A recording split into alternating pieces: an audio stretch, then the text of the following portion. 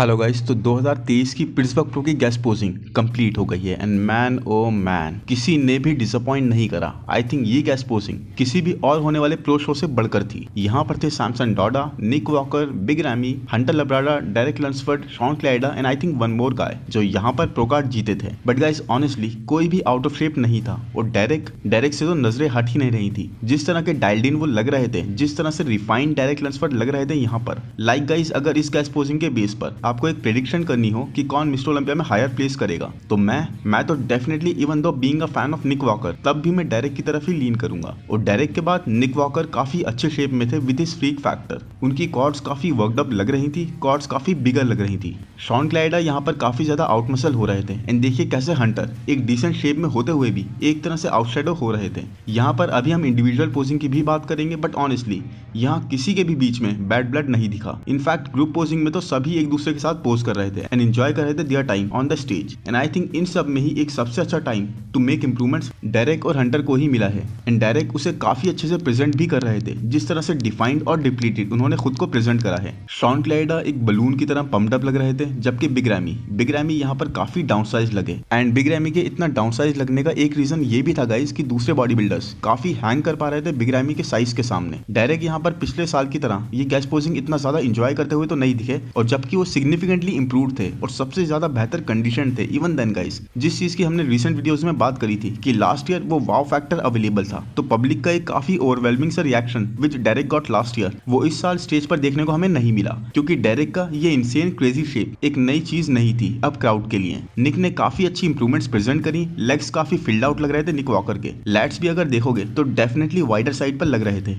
और एक off season की निक की कंडीशनिंग बहुत ही इंप्रेसिव रही है एंड आई थिंक ये निक को उनका best friend double bicep hit करते हुए देखा है हमने यहाँ पर। इतना ज्यादा मास ये सारे बॉडी बिल्डर स्टेज पर होल्ड कर रहे थे कि स्टेज छोटा लग रहा था। ऑडियंस के तो पूरे पैसे वसूल हो गए होंगे इस शो को देखकर। तो जब शॉन क्लाइडा आए हमारे करंट 2 ट्रेल डिवीजन के चैंपियन, तो he looked massive. I mean guys I don't think हमने शॉन क्लाइडा को कभी भी इतना ह्यूज देखा है। प्रीटी मच वो इस टाइम एक ऑफ सीजन में है और इस हिसाब से उनकी कंडीशनिंग भी कोई ड्रास्टिकली सैक्रिफाइस नहीं थी, बल्कि I would say he was in a pretty decent shape. But जो भी हो गाइज शॉन को 2 ट्रेल डिवीजन में ही रहना चाहिए, क्योंकि साइज का एक बहुत बड़ा डिफरेंस जब सारे बॉडी बिल्डर्स एक साथ में पोजिंग कर रहे थे तब विजिबल था। शॉन क्लाइडा सिर्फ 5 फीट 2 इंचेस के हैं और 5 फीट 2 इंचेस के होते हुए बहुत ज्यादा आउट मसल हो रहे थे और एक डॉफ जैसे लग रहे थे ऑलमोस्ट सबके ही सामने। क्योंकि guys conditioning, symmetry and all ठीक है, बट ओपन क्लास में इट्स अबाउट इन दोनों चीजों के साथ मैक्सिमम मसल पैक करना। और जब आपके साथ ऐसे बॉडी बिल्डर्स खड़े हों जो आपसे 50 से 100 पाउंड तक हैवियर हों, जैसे सैमसन आई थिंक 2 वीक्स पहले 313 पाउंड के थे और बिग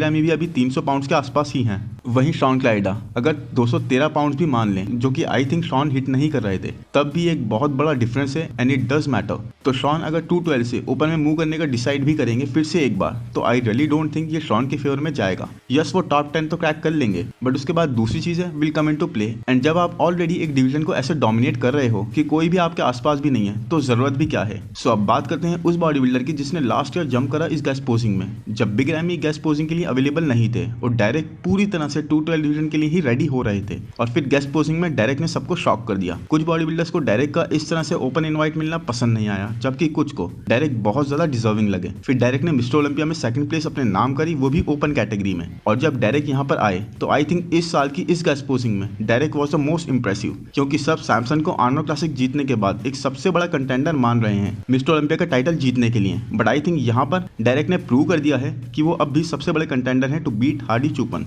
डेरेक को आर्नो क्लासिक में ना कम्पीट करने की वजह से जो अच्छा टाइम मिला है वो बहुत ही अच्छा यूटिलाइज दिखा। डेरेक सिग्निफिकेंटली बिगर थे in terms of size. Derek के चेस्ट पर भी इस बार डिटेल्स देखी जा सकती थी। डेरेक की कंडीशन भी आई थिंक सबसे बेहतर थी on this Pittsburgh pro stage. मेरे अकॉर्डिंग डेरेक सबसे ज्यादा इंप्रेसिव थे, टाइटर थे, और डेरेक को बीट करना इस साल के मिस्टर ओलंपिया में is going to ask for a lot. Derek के बैक पोजेस हमेशा की तरह ही नट्स थे and they were going right for the kill. Just look at this real lat spread guys, कोई भी इस पोज को पूरे लाइनअप में टच नहीं करने वाला था। एंड ऑनेस्टली गाइस सब ही यहाँ पर अच्छे शेप में थे। ऐसा नहीं था कि पहले कई बार जैसे हम गेस्ट पोजिंग्स में देख चुके हैं कि कुछ बॉडी बिल्डर्स इतने डीप ऑफ सीजन में बल्क में चले जाते हैं कि आप उन्हें पहचान भी नहीं सकते। पूरी तरह से डेफिनेशन गायब होती है, बबल गट पूरी तरह से हैंग कर रहा होता है, नो मसल सेपरेशन विजिबल होती है। तो थैंक टू दिस टाइम कि अब ऐसा हमें इवन गेस्ट पोजिंग्स में भी देखने को नहीं मिलता। तो ये गैस पोजिंग एक ऐसी थी जिसके लिए ऑलमोस्ट सभी बहुत ज्यादा वेट कर रहे थे, बहुत ही ज्यादा एक्साइटेड थे and dam guys it didn't disappoint a bit. ये उस वेट के वर्थ थी। उसके बाद निक से जैसा एक्सपेक्ट करा जा रहा था और उनके अपडेट से आइडिया लग रहा था, निक बिल्कुल ही वैसे आए, ह्यूज आए स्टेज पर। यहाँ पर वो फुलर थे, बहुत ज्यादा राउंडर थे,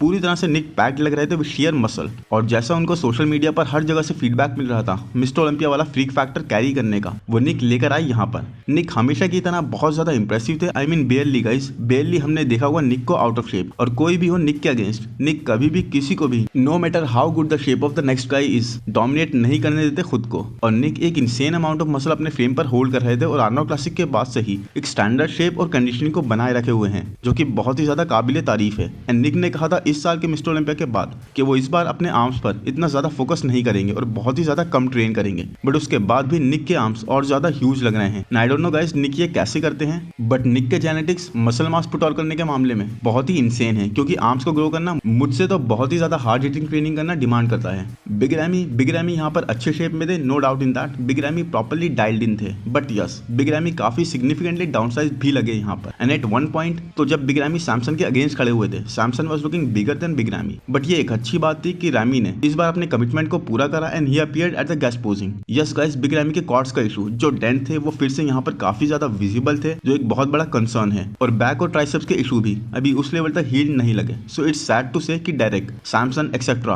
बिग रैमी को बीट करते हुए लग रहे थे। जिस हिसाब से आज के टाइम में जजिंग हो रही है, जजेस शेप को, सिमेट्री को फर्स्ट प्रेफरेंस दे रहे हैं और इस चीज में डायरेक्ट सैमसन आर अहेड। फिर अगर निक के साथ भी देखें बिग रैमी को, तो निक की फिजिक बिग रैमी से ज्यादा कंप्लीट है, क्योंकि निक के ट्राइसेप्स या बैक का ऐसा कोई इशू नहीं है, ना ही निक की क्वाड्स पर वो वियर्ड डेंट्स पता लग रहे हैं। सो बिग रैमी को तो हर कोई देखना पसंद करता है, बट बिग रैमी काफी डाउनसाइज लगे, ये भी बहुत सच है। और जो बिग रैमी डाउनसाइज लगे उसका एक रीजन ये भी हो सकता है गाइस कि रमजान का महीना था and being a Muslim big ramie ने पूरे मंथ फास्टिंग करी हो, ऐसा हो सकता है guys, I am just guessing. And जब एक बॉडी बिल्डर उस तरह से मील्स नहीं लेता तो साइज और मास लूज कर देना is a normal thing. But overall अगर इन इश्यूज को लेट गो कर दें तो yes Big Ramy was pretty good. He was tighter than Samson Dauda and Shaun Clarida. He was condition और प्रॉपर शेप में भी थे। उसके बाद बात करते हैं हंटर लब्राडा की। हंटर जब स्टार्टिंग में सबके साथ पोज कर रहे थे तो बहुत ही ज्यादा ओवरशैडो हो रहे थे। हंटर के स्टमक का इशू अभी भी पता लग रहा था, इवन दो इंडिविजुअल पोजिंग में वो काफी ज्यादा फुलर और बिगर लग रहे थे। और इस वक्त Hunter I think 13 weeks out है अपने नेक्स्ट शो से, तो काफी डायल्ड इन लगना उनके लिए बनता भी था। सो हंटर लब्राडा, हंटर का शेप मुझे काफी ज्यादा पसंद है, बट इट्स जस्ट वो एक्स फैक्टर, वो एक एक्स्ट्रा एज इतने ज्यादा इंप्रूव लाइनअप पर हंटर को नहीं मिल पा रही है। लास्ट ईयर की गैस पोजिंग से तो इंप्रूव थे, बट गाइस ऑलमोस्ट हर एक बॉडी बिल्डर लास्ट ईयर की गैस पोजिंग से काफी ज्यादा इंप्रूव था। ये एक क्रेजी लाइनअप था। इवन देन गाइस हंटर के पास वो डायरेक्ट और निक वाला एक्स फैक्टर नहीं है, वो 3D राउंड मसल बैली जो पॉप आउट करती हैं। सो ऑनेस्टली स्पीकिंग मुझे ऐसा लगा कि क्राउड और जजेस पूरी तरह से टर्न हो चुके हैं दूसरे बॉडी बिल्डर्स की तरफ। सो हंटर को अब खुद को टैंपा और टेक्सास प्रो में एक बड़ा स्टेटमेंट बनाकर फिर से कॉन्वर्सेशन में लाना होगा। और अब लास्ट में बात करते हैं सैमसन डॉडा की। सैमसन बहुत ही ज्यादा ह्यूज लग रहे थे। आई मीन जैसा मैंने बात करी कि बिग रैमी से भी ज्यादा बिगर लग रहे थे सैमसन डॉडा। यस इतना ज्यादा हार्ड लुक तो सैमसन कैरी नहीं कर रहे थे और सबके ही मुकाबले सैमसन सबसे ज्यादा स्मूथर साइड पर भी थे। बट इसका रीजन ये है गाइस कि सैमसन अभी कुछ टाइम से आर्नोल्ड क्लासिक के बाद से एक पूरी तरह से ऑफ गियर रहे हैं। तो हम ये भी कह सकते हैं कि ये सैमसन का एक नेचुरल लुक था। He is resting his body ताकि ऑफ सीजन से पहले रिकवर हो सके। But he was dam massive guys. Samson हमारे करंट आर्नोल्ड क्लासिक चैंपियन जो इस वक्त 315 पाउंड के भी ऊपर वे कर रहे हैं। And given time on his hands I wonder किस वेट पर और किस मसल मास के साथ सैमसन मिस्टर ओलंपिया के स्टेज पर एंड अप करेंगे। हाइट भी सैमसन के पास है, ही इज 6'1", 6'2", एंड इसी वजह से 315 पाउंड भी सैमसन को इतना फुल नहीं दिखा पाते। एनीवेज एक ऑफ गियर वर्जन में सैमसन क्रेजी गुड थे। एंड सैमसन की पोजिंग एक स्ट्रॉन्ग पॉइंट है, बिल्कुल ऑन पॉइंट रहती है। He does it so smoothly. Pose hit करते में स्पीड के साथ भी खेलते हैं, कभी स्लो कर लेते हैं, कभी तेज कर लेते हैं। तो पूरी तरह से क्राउड को मैस्मराइज करने वाली पोजिंग रूटीन फॉलो करते हैं सैमसन डॉडा। तो पोजिंग आई वुड से सैमसन का एक काफी स्ट्रॉन्ग पॉइंट है। एंड आई होप गाइस ये वीडियो आपको पसंद आया होगा। पसंद आए तो प्लीज लाइक कर दो, चैनल को सब्सक्राइब कर दो, नोटिफिकेशन बेल को दबा दो, इंस्टाग्राम पर भी फॉलो कर लो। Thank you, bye bye.